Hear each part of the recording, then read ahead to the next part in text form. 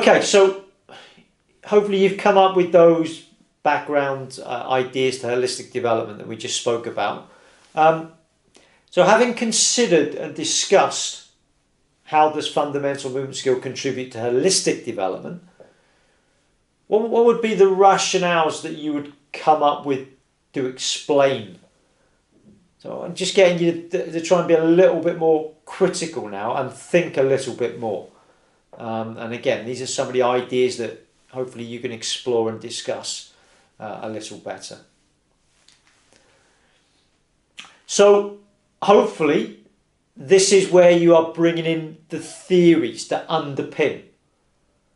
So like I said, fundamental movement skill, it's not just taught at Key Stage 1 and Key Stage 2 with kids of 5 to 12 because we just thought, right, we'll place it there because that's the best place, the best fit for it. There is a theory behind it. There is underpinning evidence that supports it. So we've talked about holistic development and how it's all linked into academic performance, parental activity, sports participations in clubs. And now you've got to think about bringing in the underpinning evidence. Okay, so we talked about the models the other week. So we know we've got the Clark and Metcalf model. We've got the mountains of motor development. We've got the Seefeld model. So it's all to do with getting the basics right at the bottom. If you get the foundations right and you give kids every opportunity to develop fundamental movement, then there's more likelihood that they're going to progress up the ladder, up the pyramid. And if they don't become a talented athlete, they will at least become lifelong physically fit.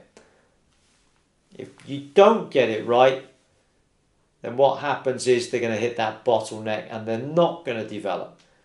And as a consequence of that, the negative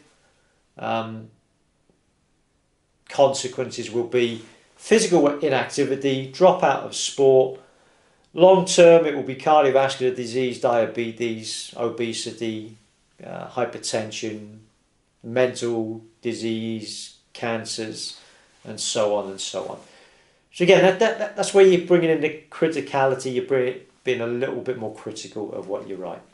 Okay, and again, plenty of evidence out there to underpin, support what you say, what you write. So I'll put some of these chapters on Blackboard, but again,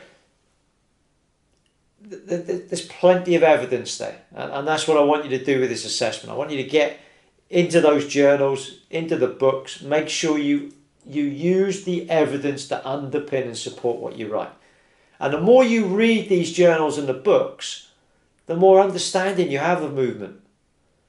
And like I said, I know from the students that I teach on campus that if I teach them one lecture on fundament, they think they know everything.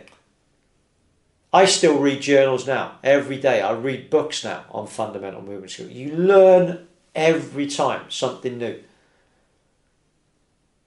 And why do we all aspire to be elite coaches that work with adults?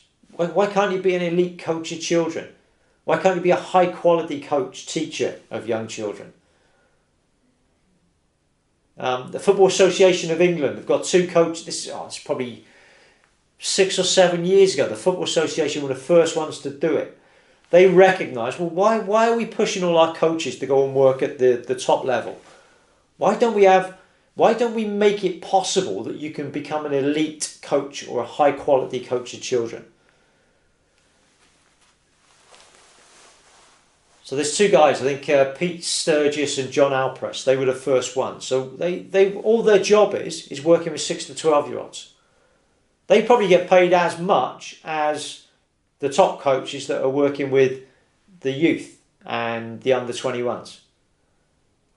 Because this 6 to 12 or 5 to 12 year old period is so critical in developing talented athletes. But it is also so critical in terms of developing lifelong physical fitness. And if we miss it, if we miss the opportunity, if we don't get it right, it will have significant consequences. So why can't you be an elite coach of young children? Why can't you be a high quality physical education teacher of young children that understands everything about movement skills?